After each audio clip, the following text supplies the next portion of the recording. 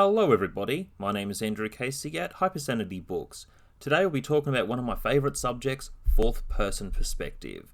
I'm going to try to put this information in a simple context and then lead it to some more difficult subject matter so it becomes easier to understand. So please bear with the content of this video and let's just get into it.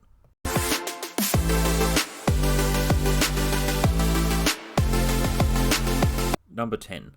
Projection. One thing to consider with this, most fourth person perspective comes from a speaker through an audience to the reader.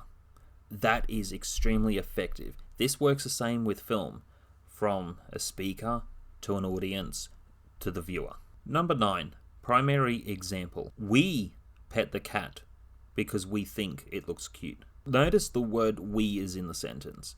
This is implying more than one person as a group collective speaking. Now, with first person perspective, you can say, I pet the cat. Number 8, masses of people affect a whole variety of people. And that's where the example comes from.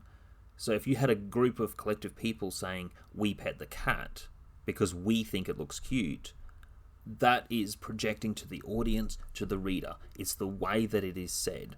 This also goes for singing. This goes for some music videos as well. It can be extremely effective form of medium, fourth person perspective. Number 7, the never-ending story.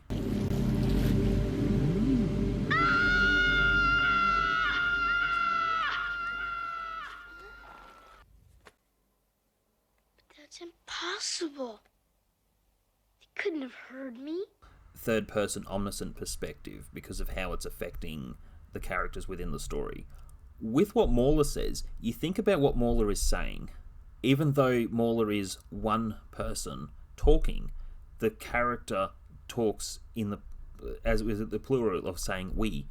Now, when Mauler is speaking, she is speaking to Atreyu, to the reader. We haven't seen the Orin in a long time.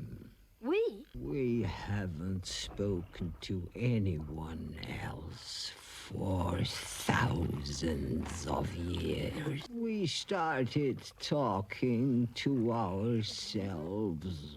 Actually, we don't care. We don't even care whether or not we care.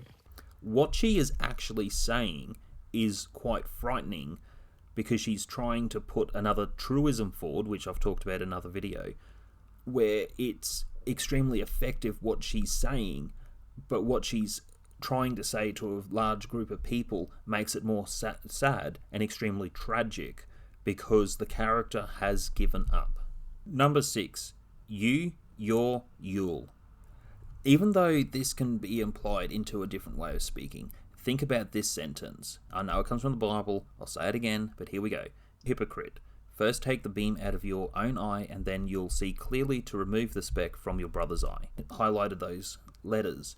You can see there's a certain way on how it's impacting forward, but again, the way the sentence is structured and the way it's set up prior to that sentence with a speaker to the audience to the reader.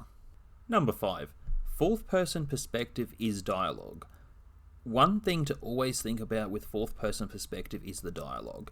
You have a responsibility as an author within certain things that you're writing to project forward. One of the best examples I want to give of this is from the scene Revenge of the Nerds.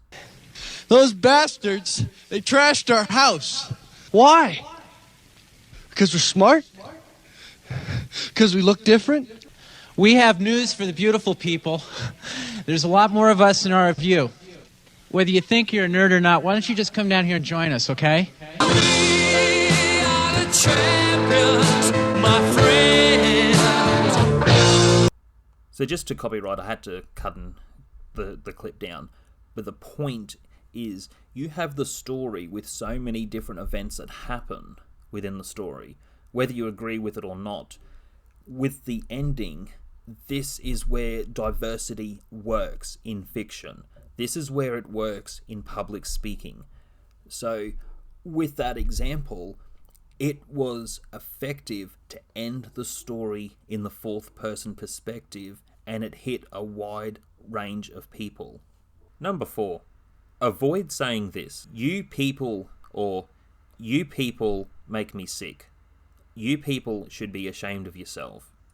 This type of dialogue is not fourth person perspective. The character is trying to make a point forward to a group of people, though this is not fourth person perspective. How it is projecting forward, it just makes the person look crazy. Now, some characters do follow certain frustration trying to get a point across, and that's where some dialogue can come forward that way.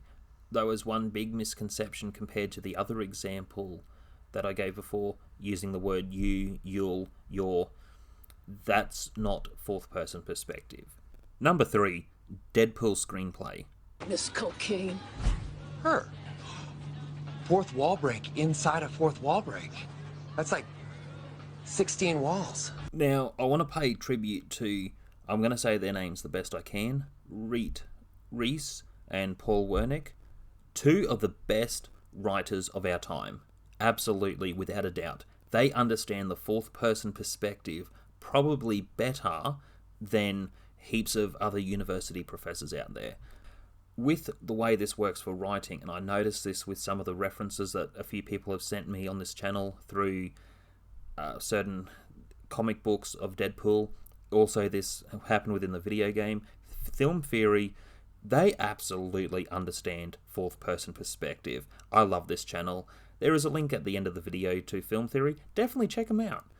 Now, I'm not trying to piggyback off other channels or anything else. What I'm trying to say and pay tribute to where tribute is deserved, fourth person perspective is extremely hard, even for a lot of really high-leveled PhDs and professors to understand.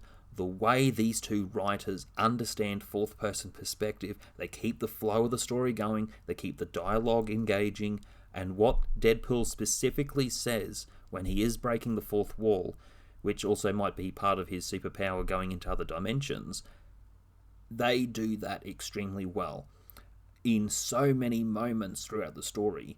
Now, compared to the Revenge of the Nerds reference, they break the fourth wall in a different way to reach a wider target audience, as previously mentioned. We need to be teaching Deadpool in English at school. I'm just saying, I know it has a higher rating, and I know not all schools are going to promote violence. It's not about the violence, it's about fourth person perspective. They're all lame-ass teachers' pets. You know I can hear you. Wasn't talking to you. I was talking to them. Number 2, when should you use fourth person perspective? Huge moments in a story, usually in the second chapter to a story, the halfway point, sometimes at the end of Act 2, leading into Act 3, sometimes for the climax or for the resolution. Normally in the resolution is when I see this, or within the introduction.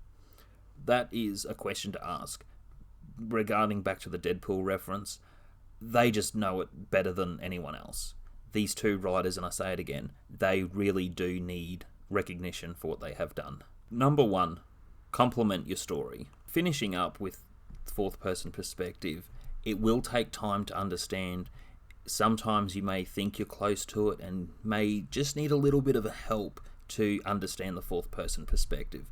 But with the few references, you might be looking out for some more information to find this. But always remember, fourth person perspective is reaching out to a wider audience, usually from a speaker to an audience to the reader. Then the other thing to also remember with fourth person perspective, it's the way that it is said. It is always dialogue is the fourth person perspective. It's not so much as camera effects and film reaching out to the audience. It is specifically dialogue related. And that also implies so much for your writing.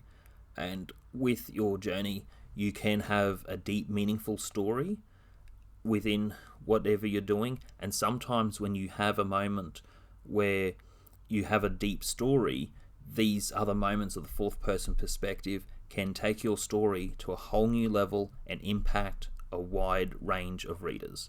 Otherwise, that's it for today. Hit like, subscribe, comment. I do apologise for the Deadpool rant, but as I said, they really do need recognition for this screenplay, because they understand something that not many people do understand. And I will see you all in the next video.